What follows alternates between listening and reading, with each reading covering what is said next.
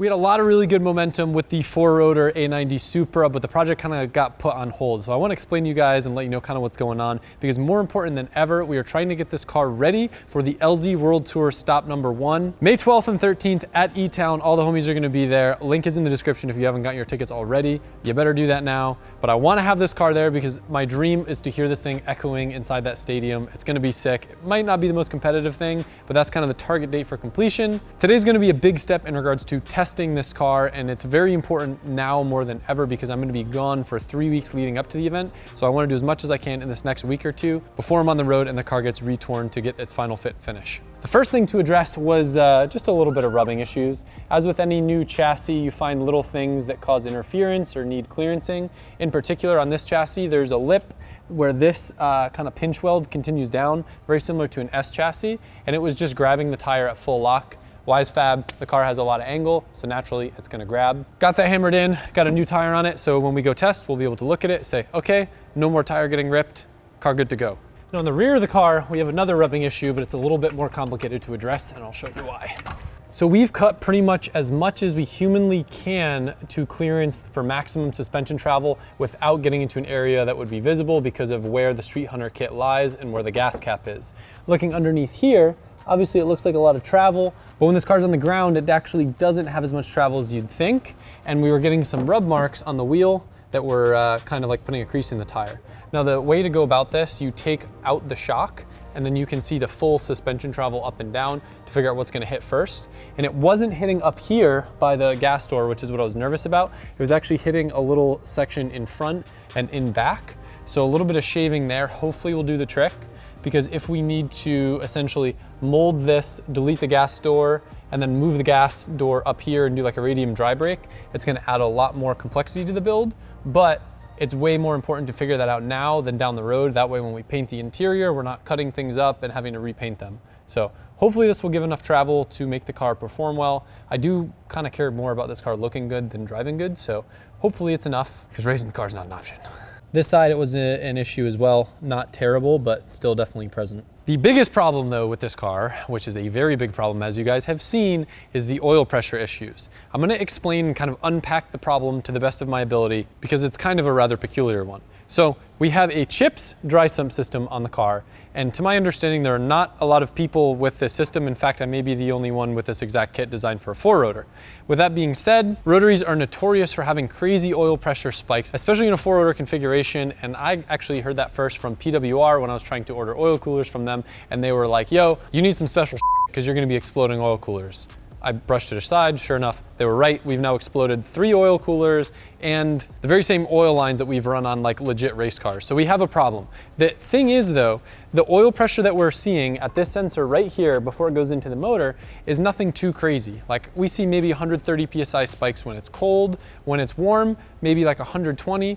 On the higher side, but nothing insane. There's also a relief valve integrated into the dry sump setup that doesn't allow it to add too much pressure. I think it's set at like 130 PSI.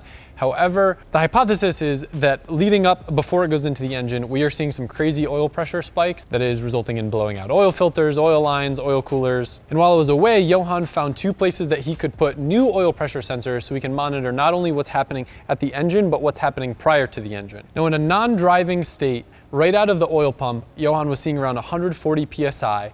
After the oil filter, that dropped down to about 130 PSI, and then at the engine, that was closer to 90 to 100. So it's clear that we are seeing the most pressure right after the pump, which coincidentally is probably why we're blowing up oil coolers and blowing up lines. So what we were going to do today is with that new additional sensor in line, right after the pump, we'll be able to compare what's going on to the pressures, both when it's going into the engine and much before it's going in the engine, to see if we have some crazy pressure buildup in the lines. Now the ultimate be-all end-all solution for this would be to install an aftermarket relief valve, but there's 2 companies online that I've been able to find that make them big enough to support -10 and -12 lines, and both of them are out of stock for the next 3 to 4 days, as you're seeing at this point. Otherwise, we would have had that on the engine already. So for now, we're trying to gather data, understand what's going on, to have as much data as we can before we just go throw the solution at the problem. One other new and noteworthy addition is this beautiful radium overflow. I know you guys weren't too fond of my Fiji bottle, so that looks nice and is on par with the rest of the quality of the build.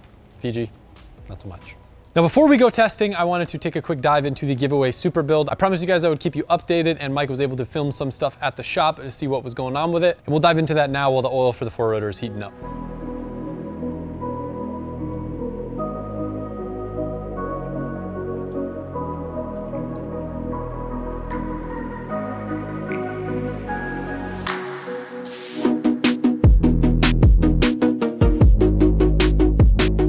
We're back with the Mark4. We're moving forward with the intercooler. We are going to be running the Threadstone high horsepower core. It has a 22 fin core. It's rated to 1300 crank horsepower. This is the same exact core that we run on the FD S15, the E36, the Chaser, and even the Green S15. Definitely keeps the IATs low. I could show you the difference between this core and the gritty core that came out of the car. This is the Threadstone one.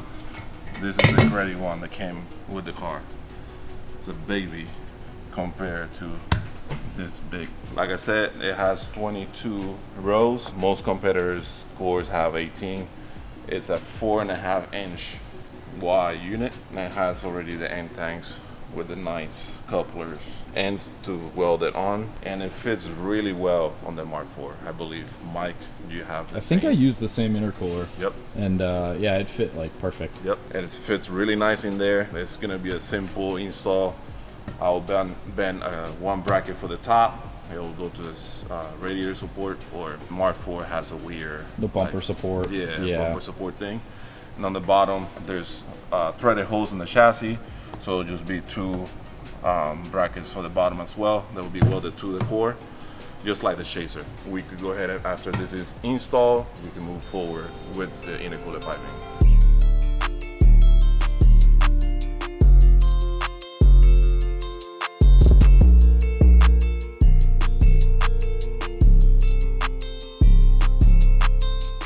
We have plenty of room here. If you want to service the AC, you can. You have access to the dryer back there, and so we got clearance here, clearance there, about half an inch clearance from the core support, and then we still have access to our pipes, so we'll have plenty of clearances. The factory bumpers, judging by Mike's car, has plenty of clearances with this core, so there won't be no trimming with the bumper. And then this sits as high as the frame, so it'll be a straight shot for the back, and so it should be a very simple core install. So there you go.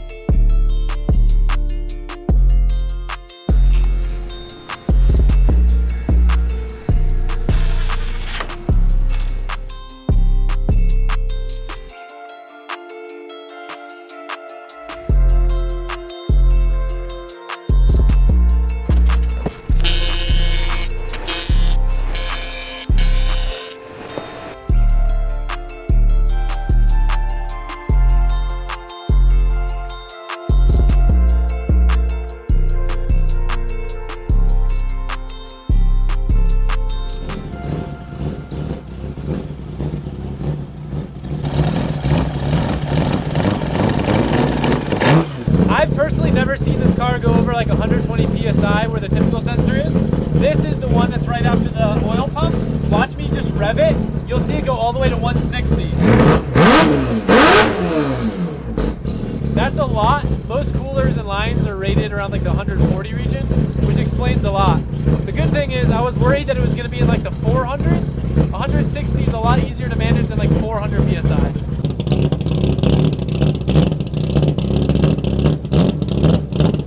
All right, so Johan is actually going to be my ECU safety in the passenger seat, and he's gonna whack me if something goes awry with oil pressure.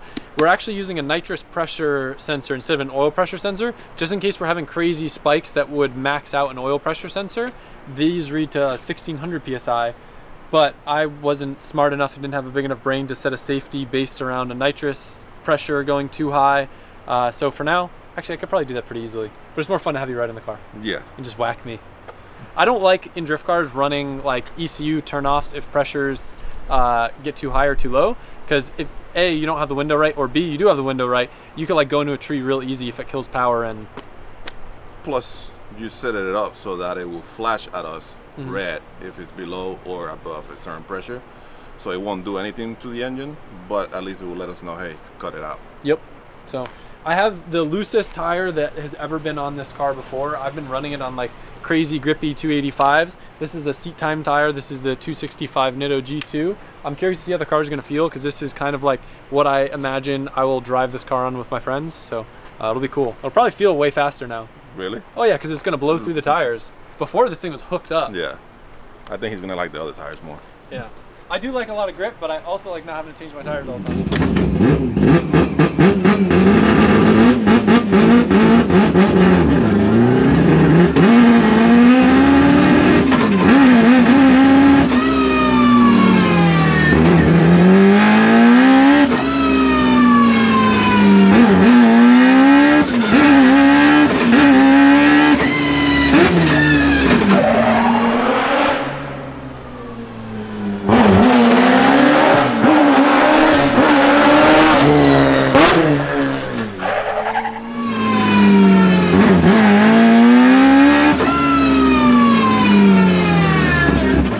How are we looking so far? Good.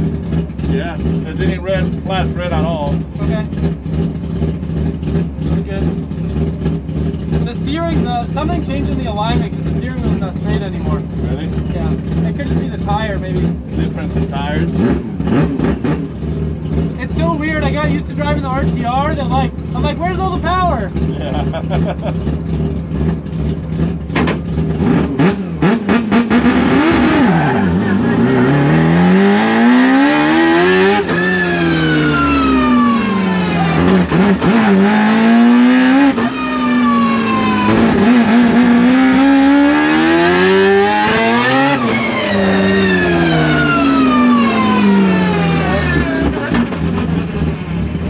Is that water or oil?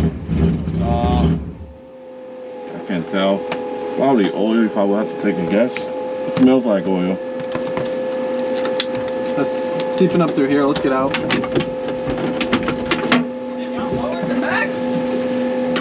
We got it smoked. That one got cut a little short. Hopefully it's not something burst. Monitoring the pressures didn't get too crazy. I was just starting to kind of get into it, but again, it's part of testing. It just makes such a mess. It's weird how it's like so high.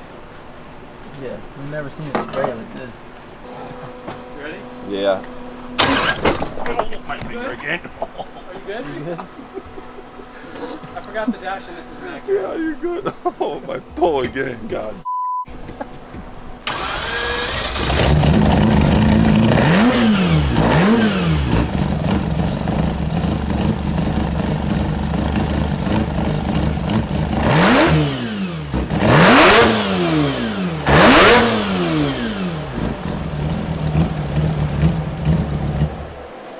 Getting too old for this whole race car thing. This whole getting in and out. I need like a quick release door bar.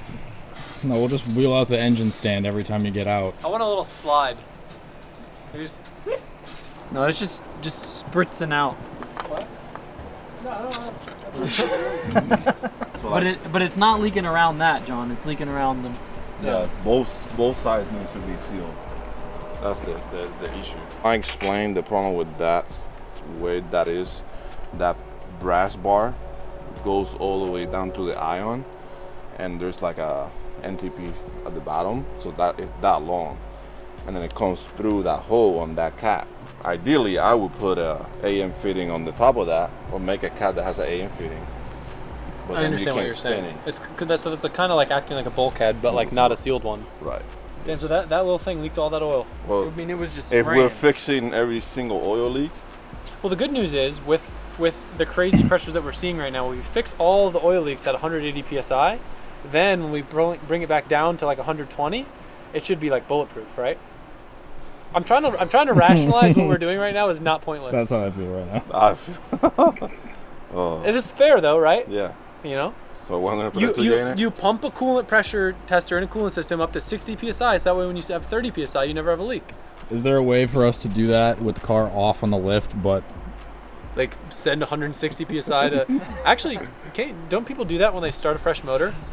Like use like an external oil pressure thingy. Yeah, they're running on that. They don't pressurize the whole damn system on the lift, find every leak? Can you do it that high? Not on the stand. Not how I've seen it online. No. I mean, possible. Mike's got a lot You of just- dumb ideas, but that one actually wasn't that dumb. Thanks for That's that. how. Yeah, Appreciate you. yeah. I thought you look good today, so I thought I'd give you a compliment. Thanks. What you mean? He looks the same as every day. Yeah, It's all black every day. pretty much. We're gonna put a 2J in it. Let's go. Yep. No, It's not the proper way. not yet. We'll figure it out. No. I'll put turbos on this thing before we put a 2J in it. Maybe that will drop the oil pressure. Yeah, right? Imagine. So the next priorities of this car, let's just say firewall forward, are to address pretty much every sort of little oil thing that we can. Johan's going to get in touch with Vargas and find out if there's anything we can overbuild just to prevent any oil leaks like we see here now. But that pressure relief valve should be here in 3 days, early shipping in 3 days. Yeah. That should be the be-all, end-all solution. We'll probably end up beefing up a lot of the stuff in the oil system anyway. And then moving backwards, we still got to do the roof on this car. If you guys watch TJ's videos of his car, we have the same carbon roof from HCK. We actually have a couple of them in stock at Drift HQ. So if you happen to have an A90 Supra and want to cut the roof off your car, they're actually pretty affordable and they look sick.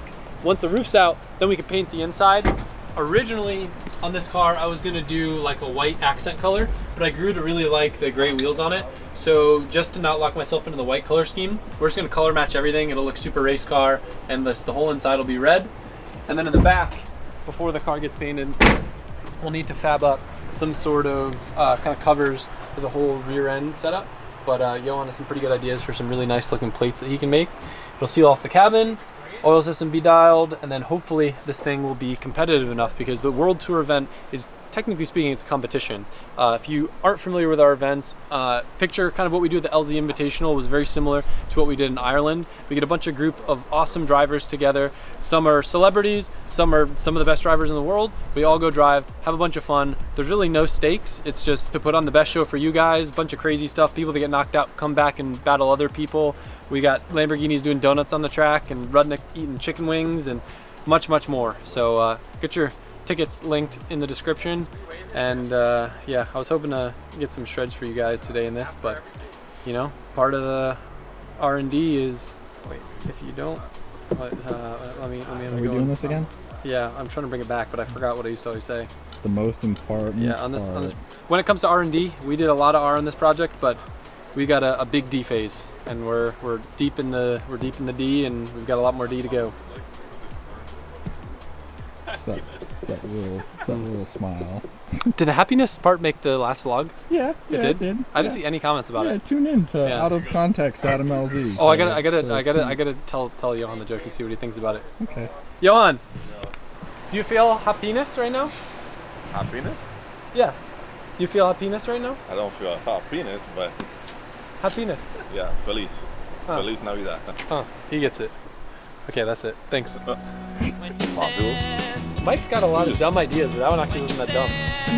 Thanks for That's that. Yeah. Appreciate you. Yeah, I thought you looked good today, so I thought I'd give you a Oh, compliment. thanks. What you mean? He looks the same as every day. Yeah, All black every day. pretty much. We're gonna put a 2J in it. Let's go.